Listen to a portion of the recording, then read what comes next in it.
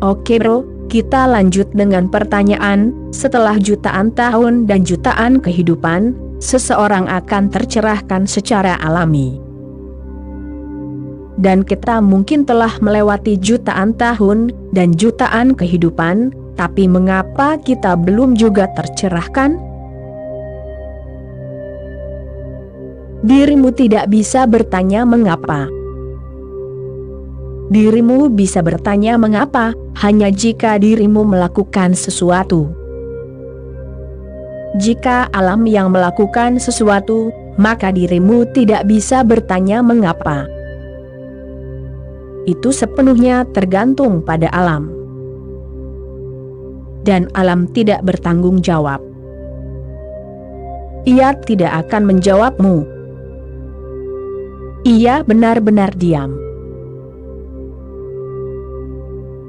Dan bagi alam, jutaan nyawa sama sekali tidak ada artinya. Bagi alam, itu mungkin hanya beberapa detik. Bagi dirimu, jutaan nyawa dan jutaan tahun adalah sejarah yang panjang. Sedangkan bagi alam, itu bukan apa-apa. Alam tidak khawatir, dan alam tidak tertarik pada dirimu secara khusus. Alam terus bekerja, suatu hari nanti itu akan terjadi. Tetapi dirimu tidak bisa bertanya mengapa, karena alam diam.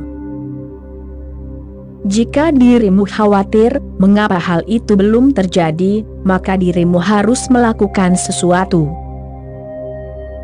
Jika kekhawatiran telah merasukimu, maka dirimu harus melakukan sesuatu. Hanya tindakanmu yang akan membantumu mencapai titik di mana pencerahan bisa terjadi. Karena alam sangat sabar, lambat. Tidak ada tergesa-gesa, karena bagi alam tidak ada batasan waktu. Ia abadi. Tidak ada awal dan akhir.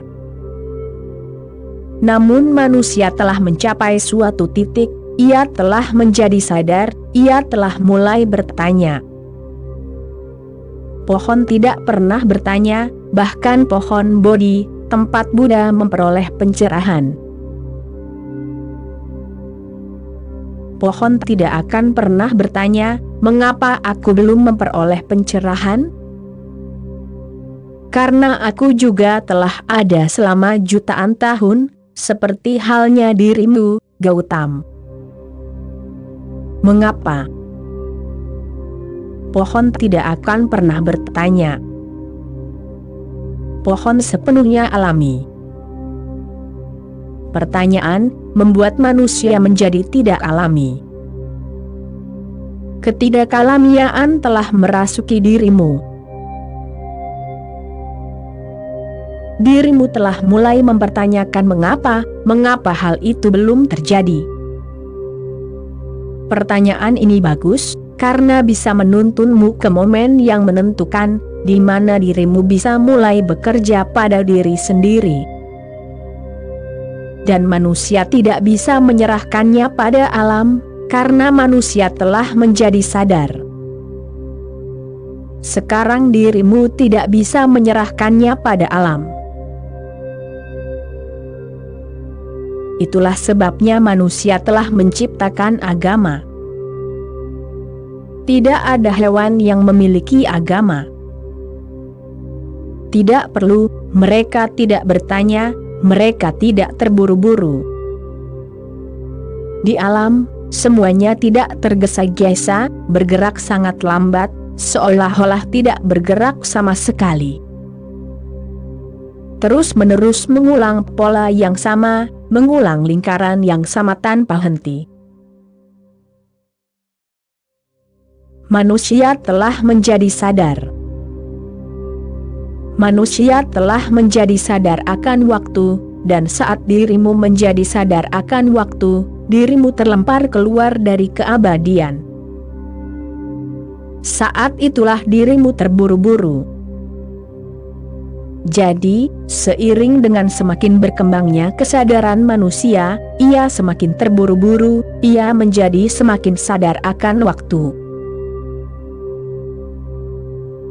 Pergilah ke masyarakat primitif, mereka tidak sadar akan waktu. Semakin beradab suatu masyarakat, semakin sadar akan waktu. Masyarakat primitif lebih dekat dengan alam, tidak tergesa-gesa, mereka bergerak perlahan. Sama seperti alam bergerak, mereka bergerak. Semakin dirimu menjadi beradab, semakin dirimu menjadi sadar akan waktu. Sungguh, waktu bisa menjadi kriterianya, seberapa beradab suatu masyarakat, bisa diketahui dari seberapa sadar mereka akan waktu. Saat itulah dirimu terburu-buru, maka dirimu tidak bisa menunggu, maka dirimu tidak bisa menyerahkannya pada alam. Dirimu harus menanganinya sendiri. Dan manusia bisa melakukannya sendiri. Manusia bisa melakukan sesuatu, dan prosesnya bisa diselesaikan lebih cepat. Bahkan bisa diselesaikan dalam sekejap. Semua yang belum bisa dilakukan, dan belum bisa dilakukan selama jutaan tahun, bisa dirimu lakukan dalam sekejap. Dalam sekejap itu, dirimu bisa menjadi begitu intens, sehingga jutaan tahun dan jutaan kehidupan dilalui secara bersamaan. Itu mungkin karena dirimu khawatir. Kekhawatiranmu adalah gejala bahwa sesuatu yang mungkin, tapi tidak dirimu wujudkan. Itulah kekhawatiran, itulah dilema manusia. Dirimu bisa melakukannya, tapi dirimu tidak melakukannya. Itu menciptakan kekhawatiran batin, penderitaan. Ketika dirimu tidak bisa melakukannya, pertanyaan itu tidak pernah muncul, tidak ada kekhawatiran. Kekhawatiran menunjukkan bahwa sekarang mungkin bagimu untuk melompat. Banyak kehidupan yang tidak perlu, bisa dirimu lewati begitu saja, tapi dirimu tidak melewatinya. Dirimu telah menjadi sadar, dan dirimu telah melampaui alam. Kesadaran adalah fenomena baru. Dirimu telah melampaui alam, dan kini dirimu bisa berevolusi secara sadar. Evolusi sadar adalah revolusi. Dirimu bisa melakukan sesuatu tentang hal itu. Dirimu bukan sekadar korban, bukan sekadar boneka. Dirimu bisa mengambil takdirmu di tanganmu. Itu mungkin, dan karena itu mungkin, dan dirimu tidak melakukan apapun, itu menciptakan kecemasan batin. Dan semakin dirimu menyadari bahwa ini mungkin, semakin besar kecemasan yang akan dirimu rasakan. Seorang Buddha sangat khawatir. Sedangkan dirimu tidak begitu khawatir. Buddha sangat khawatir dalam kesedihan yang mendalam, penderitaan. Kecuali jika ia mencapainya, ia akan hidup di neraka, karena ia sangat menyadari bahwa sesuatu itu benar-benar mungkin ada di dekatnya, di sudut jalan. Sehingga ia merasa, tetap saja aku melewatkannya. Jika aku hanya mengulurkan tanganku, itu akan terjadi, tapi tanganku lumpuh. Hanya selangkah dan aku akan keluar darinya, tapi aku tidak bisa mengambil langkah itu. Aku takut melompat. Jika dirimu sudah dekat dengan tujuan, dan dirimu bisa merasakannya dan melihatnya, tetapi dirimu masih saja gagal mencapainya, maka dirimu merasa sedih. Jika dirimu masih sangat jauh, dan dirimu tidak bisa merasakannya, dirimu tidak bisa melihatnya, dirimu bahkan tidak menyadari bahwa ada tujuan, dirimu sama sekali tidak menyadari takdir apapun, maka tidak akan ada kecemasan. Hewan tidak menderita. Mereka tampak bahagia, lebih bahagia daripada manusia. Apa alasannya? Pohon bahkan lebih bahagia daripada hewan. Mereka sama sekali tidak menyadari apa yang bisa terjadi, apa yang mungkin terjadi, apa yang sudah dekat. Mereka sama sekali tidak menyadari. Tidak ada kecemasan. Mereka hanyut. Manusia menjadi cemas, dan semakin hebat manusia, semakin besar kecemasan yang akan ada. Jika dirimu hanya hidup, dirimu menjalani kehidupan seperti hewan. Penderitaan religius muncul saat dirimu menyadari bahwa sesuatu itu mungkin, benihnya sudah ada, jadi aku harus melakukan sesuatu. Aku harus melakukan sesuatu, dan benih itu akan tumbuh. Bunganya sudah dekat, dan aku bisa menuai panen ini. Tetapi tetap saja tidak terjadi apa-apa. Keadaan yang sangat tidak berdaya pun terasa. Itulah kondisi Sang Buddha sebelum ia menjadi seorang Buddha. Ia hampir saja bunuh diri. Dirimu harus melewati itu.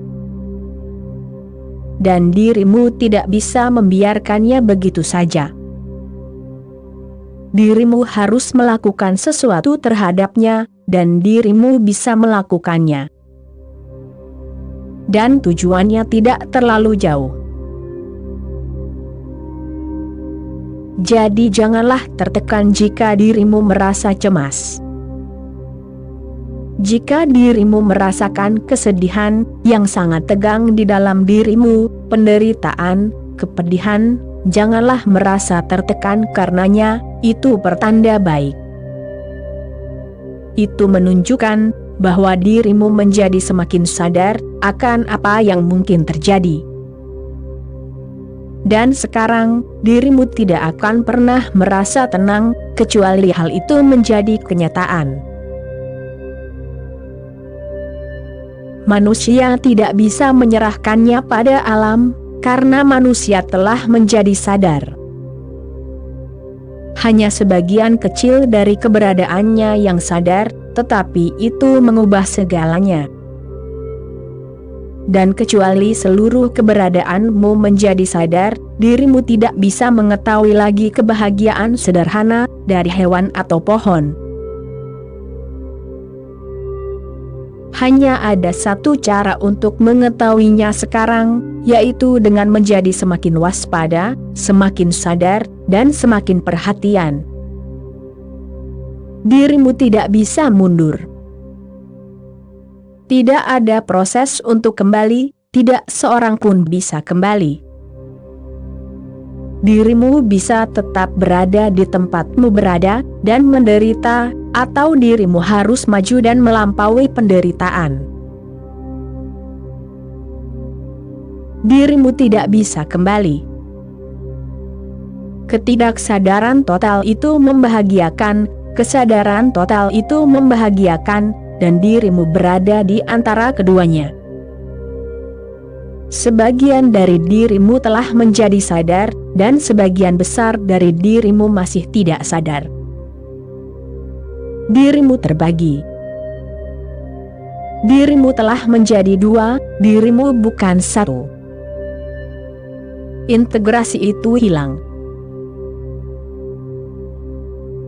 hewan-hewan terintegrasi, dan kemudian orang-orang suci terintegrasi. Manusia hancur, sebagian tetap menjadi hewan, dan sebagian telah menjadi orang suci.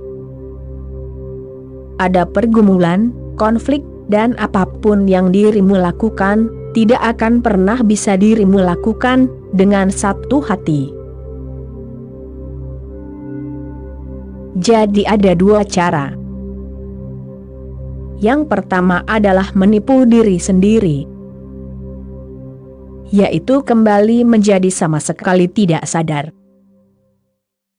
Dirimu bisa mengonsumsi obat-obatan, dirimu bisa mengonsumsi alkohol, dirimu bisa mengonsumsi zat-zat memabukkan, dirimu akan jatuh kembali ke dunia hewan. Dirimu membius bagian yang telah menjadi sadar.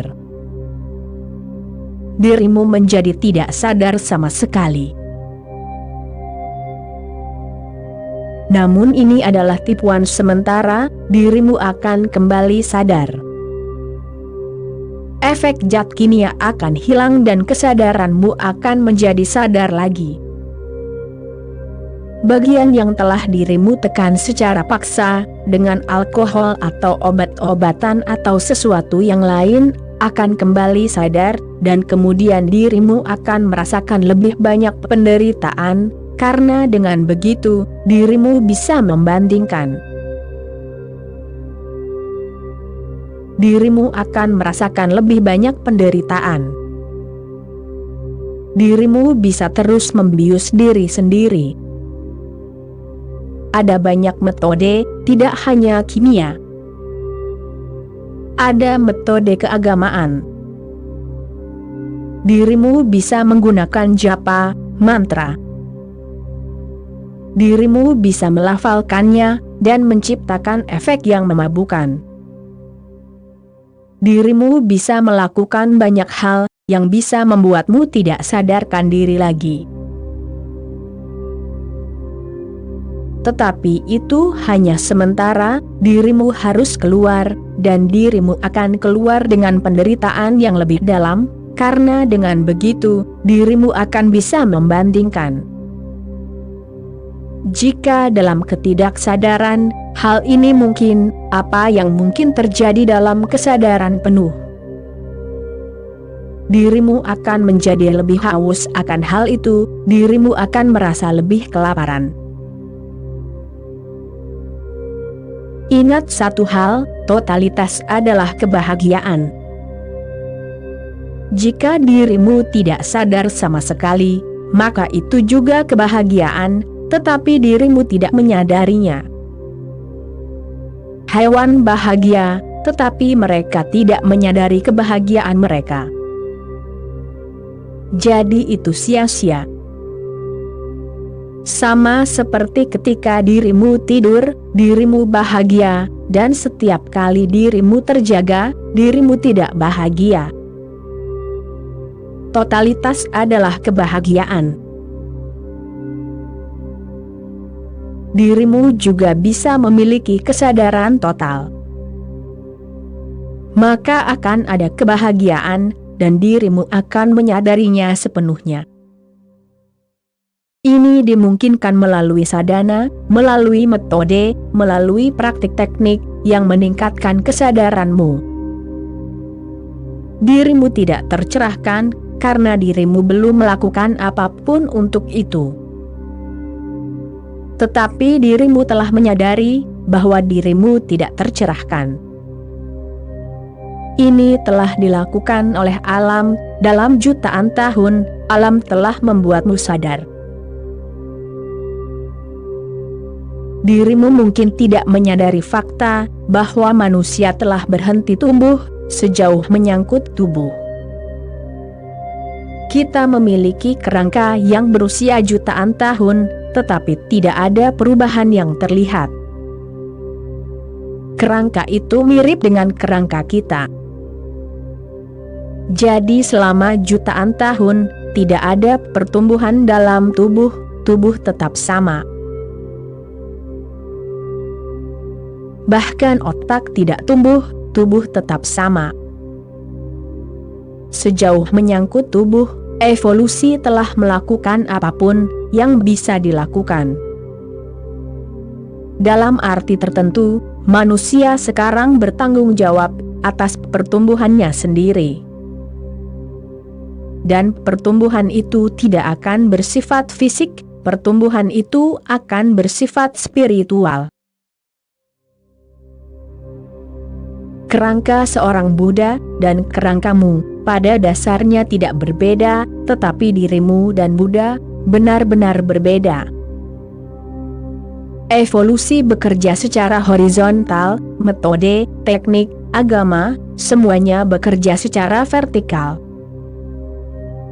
Tubuhmu telah berhenti, telah sampai pada suatu titik omega.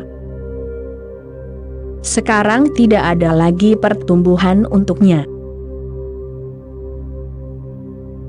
Secara horizontal, evolusi telah berhenti, sekarang evolusi vertikal dimulai. Sekarang, dimanapun dirimu berada, dirimu harus melompat secara vertikal. Evolusi vertikal itu akan berupa kesadaran, bukan tubuh. Dan dirimu bertanggung jawab atasnya. Dirimu tidak bisa bertanya kepada alam, mengapa? Tetapi alam bisa bertanya kepadamu, mengapa dirimu belum tercerahkan, karena semuanya telah disediakan sekarang. Tubuhmu memiliki semua yang dibutuhkan, dirimu memiliki tubuh seorang Buddha. Apapun yang dibutuhkan, agar Buddha terjadi pada dirimu, dirimu telah mendapatkannya. Hanya pengaturan baru, sintesis baru dari semua elemen yang diberikan, dan Buddha akan terjadi padamu. Alam bisa bertanya kepadamu, mengapa dirimu belum tercerahkan, karena alam telah menyediakan segalanya bagi dirimu. Dan alam yang bertanya kepadamu, tidak akan menjadi tidak relevan. Sedangkan jika dirimu yang bertanya kepada alam, itu tidak masuk akal. Dirimu tidak bisa bertanya kepada alam. Sekarang dirimu sadar, dan dirimu bisa melakukan sesuatu. Semua unsur diberikan kepadamu. Hidrogen ada di sana, oksigen ada di sana, listrik ada di sana. Dirimu hanya perlu melakukan upaya dan percobaan tertentu, dan air akan muncul. Semua yang dibutuhkan agar dirimu tercerahkan, ada di dalam dirimu, tetapi itu tersebar. Dirimu harus menggabungkannya, mensintesisnya, dirimu harus membuatnya selaras. Maka tiba-tiba, nyala api akan muncul yang menjadi pencerahan. Semua teknik yang ada di sini adalah untuk itu. Dirimu telah memiliki segalanya, yang dibutuhkan hanyalah pengetahuan tentang apa yang harus dilakukan, sehingga pencerahan terjadi pada dirimu. Oke bro, sekian dulu episode kali ini, kita sambung lagi nanti, bro. Terima kasih bro.